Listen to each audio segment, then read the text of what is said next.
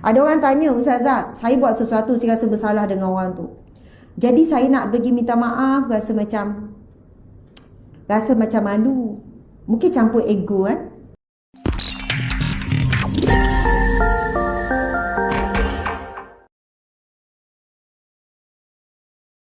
Bila kita depres, kita stres. Depres ni lebih dalam lah daripada stres kan. Adakah bermaksud kita kufur dengan nikmat Allah? Allahu Akbar. Okey, contoh kan, kalau kita fikir Allah dah berfirman, la yukallifullahu nafsan illa wus'aha. Allah tidak menimpakan sesuatu ujian melainkan mengikut kadar kemampuan. Bagi orang yang beriman, dia berilmu, kan? Ilmu dia tahu bahawasanya apa yang sedang menimpa dia sekarang adalah mengikut kadar kemampuan. Dan dia tak ragu dengan apa yang Allah tetapkan. Sebab itu, dia ada beza dengan orang yang berilmu dengan tidak. Orang yang berpengetahuan ataupun tidak. Okey, saya bagi contoh. Ada orang depres. Kan saya ada cerita gitu. Dan sebenarnya saya dah jumpa ramai. Yang lelaki buat pengakuan pun ramai. Lepas saya habis kuliah buat pengakuan. Dah makan ubat berapa lama, dah kena masuk hospital, keluar masuk hospital apa. Maksudnya hospital sakit jiwa.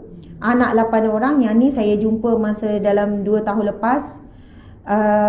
Memang nak diberhentikan kerja dah. Kerja dah gaji lebih 10,000 dengan syarikat besar, syarikat gergasi. Sebab tak boleh kerja apa. Dan dia memang nak tinggalkan keluarga, isteri dengan anak-anak. Sebab dah tak boleh hidup dah dengan isteri dan anak-anak. Tak tahulah nak bawa ke mana, nak bawa diri. Subhanallah, maksudnya cerita dia tu, dia dah sangat teruk dah sakit, depression tu. Anxiety apa semua dah teruk. Ubat pun dah tak jalan, dah kena tahan di ward dan sebagainya. Lepas tu dia kata satu hari, dengan izin Allah, dia jumpa saya sebab ada kaitan kan. Dia dengar pasal ceramah wa ufawwidu amri ilallah, kan. Lepas tu dia cuba. Dia faham dulu maksud, lepas tu dia cuba amalkan dengan faham. Maksudnya kena ada ilmu kan. Ada ilmu, faham, lepas tu cuba baca, ulang. Masa dia jumpa saya tu, dia di tempat kerja. Kata Alhamdulillah, perubahan besar berlaku. Bukan sebab selama ni dia kata, Ustazah, saya berubat juga dengan Darul Syifa semua. Saya berubat.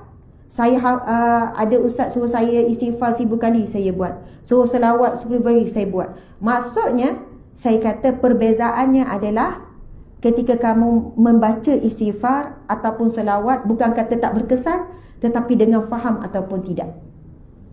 Sebab itu, Masya Allah, kefahaman ini, kan, sebab itu Nabi SAW bersabda, ma yuridillahu bihi khairan yufaqihu fiddin. Barang siapa yang Allah ingin berikan kebaikan, Allah beri dia faham dengan agama. Allahu Akbar. Jadi, kalau ikut saya, depression ke, anxiety ke, apa-apa tekanan penyakit, tekanan jiwa, nak bunuh diri dan sebagainya, memang ada kaitan dengan keimanan. Tapi saya tak sebutkan bahawa orang yang ada penyakit tersebut adalah orang yang iman dia rendah. Bukan kita kata dia tidak beriman. Subhanallah. Saya katakan ia boleh dipulihkan dengan sistem kepercayaan. Bagaimana sistem kepercayaan kepada Allah, takdir Allah dan sebagainya itu nak meningkat, nak kuat, mesti dengan melalui jalan ilmu. Sebab itu disebutkan kan oleh dan ini bukan hadis Nabi kan. Saya rasa kata-kata sahabat. Man arada dunya fa'alaihi bil ilm. Siapa nak dunia dengan ilmu. Wa man arada al-akhirah fa'alaihi bil ilm. Siapa yang nak akhirat dengan ilmu. Wa man aradahuma fa'alaihi bil ilm. Siapa nak kedua-dua juga dengan ilmu. Jadi hari ni nanti pergi dekat whiteboard, saya nak berkongsi beberapa ilmu. Ilmu untuk menghadapi depression dengan melalui doa. Dan jangan pandang rendah, underestimate kuasa doa.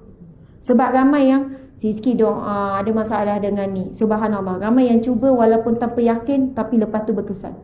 Ada seorang hamba Allah ni, dia berjumpa dengan seorang ulama yang besar lah, ulama yang hebat, saya tak ingat. Dia stres, dia nak mengadu masalah. Kan, stres tertekan, dia nak gandu masalah. Lalu dia pun berkata, baru orang tu nak start mengadu, nak buka cerita, nak mengadu, dia pun kata, sebelum engkau mengadukan permasalahanmu, tekanan hidupmu kepadaku, fikir dulu. Dia kata fikir dulu dan ayat tu yang membuatkan saya sentak. Dia sebut, kan ulama ni kata fikir dulu kerana engkau sedang mengadukan tentang Allah kepadaku. Sedangkan Allah lah yang berikan segala nikmat dan aku tidak beri apa-apa sikit pun kepada kamu. Faham tak? Orang tu cuma nak mengadu masalah. Tapi kalimah akidah dan tauhid yang dimasukkan kepada orang nak mengadu, dia kata nanti dulu, hati-hati. Sekarang engkau sedang mengadukan perihal Allah kepadaku. Perihal Allah yang memberikan kepadamu segala-galanya. Daripada sejak awal sampai akhir ni, sampai sekarang. Kepada aku yang tidak pernah memberi apa-apa dalam hidupmu. Faham tak ni? Boleh tangkap tak maksud dia? Masya Allah. Maksudnya, walaupun kadang-kadang kita mengadukan masalah, kita sedang mengadukan takdir Allah terhadap hidup kita. Walaupun kita kata, kita nak berkongsi je, nak minta pandangan. Minta pandangan caranya berbeza. Intonasi, ayat, susunan, saya nak tanya pandangan sikit. Apa yang patut saya buat? Orang yang minta pandangan lebih kepada nak cari penyelesaian. Tapi ada orang yang tak move on dalam hidup dia, memang dia bukan nak cari penyelesaian. Dia sentiasa berada di takut yang lama. Takut apa? Suka mengeluh, suka mengadu, dan dia dapat kekuatan yang sementara daripada kepuasan hati dia mengeluh dan mengadu. Tapi dia sementara, yang tu sementara. Memang rasa macam tenang, rasa seronok, orang tu pula support, aku sokong kau. Sebenarnya memang dia tu teruk. Memang bla bla bla bla. Faham tak maksud saya? Bila mengadu, mengeluh, bukan tujuan penyelesaian, tujuan untuk meluah, dan kita rasa dengan cara itu kita semakin kuat. Kita bimbang sampai satu tahap, mula-mula ya, lama-lama tipu daya syaitan, membuatkan kita seorang yang suka buka aib orang, suka bercakap perihal buruk orang. Sedangkan, bukanlah saya kata semua totally salah, tetapi kalau kita perasan kita ada sifat yang begini, saya sendiri setiap hari cuba nekat. Nekat apa? Tak nak mengadu, tak nak mengeluh walaupun pada suami. Sebab apa? Suami tu orang yang paling kadang benda semua cerita. Bang, geram lah. Kita rasa macam, lepas tu suami kata, apa yang saya boleh tolong? Saya boleh tolong apa? Sedangkan Allah lah yang memberi pertolongan. Cuba kita ubah pula kan. Mengadu, mengeluh tu, mengumpat orang tu dengan Allah. Dia mengumpat ke? Tak. Sebab apa? Sahabat-sahabat Nabi kan, dia punya sikap apa kalau dia kecil hati dengan orang lain? Ya Allah, ampunilah aku jika benar apa yang dia katakan, dan ampunilah dia jika salah apa yang dia lakukan. Maksudnya, dia terus tutup dengan baik dua-dua. Ya Allah, ampunilah aku jika salah apa yang aku buat. Ampunilah aku jika salah apa yang aku fikir, apa yang aku katakan. Ya Allah, ampunilah dia jika dia yang salah. Masya Allah. Tidak pernah merasakan diri itu lebih baik bila bercakap tentang buruk orang. Tak rasa diri lebih mulia bila bercakap tentang sesuatu yang menghina orang. Jadi kalimah tu sebenarnya kalau kita boleh pegang, dah kuat dah hari ni sikit. Bila seorang ulama ni kata begitu dalam kitab 50 wasiat Rasulullah SAW. Bila saya baca, saya jadi tersentap. Saya kata, ya Allah, kalau kita fikir macam tu kan nak mengadu-ngadu, kita kan nak mengadu pasal manusia. Kita kata bukan nak mengadu pasal Allah, bukan tak puas hati dengan Allah, tapi manusia itulah perantaraan Allah untuk memberikan kita peluang nak dapat pahala sabar, bersangka baik, berlapang dada, memaafkan, ataupun masih lagi ditakut yang sama. Macam semalam kita pun meluah pada kawan, kawan pun kalau dah hari-hari pun tak tahan dengan kita. Akhirnya yang paling bertahan dan paling sabar dengan kita, Allah ya sabur, Allah yang paling sabar. Ngadulah apa pun, ya Allah sedihnya ya Allah. Sebab kadang-kadang kan bila saya mengadu pada suami sekalipun, lepas tu saya akan rasa bersalah. Bersalah sendiri. Sebab apa? Dia mari perasaan, belum tentu aku yang betul, mungkin dia yang betul. Mungkin aku yang salah, bukan dia yang salah.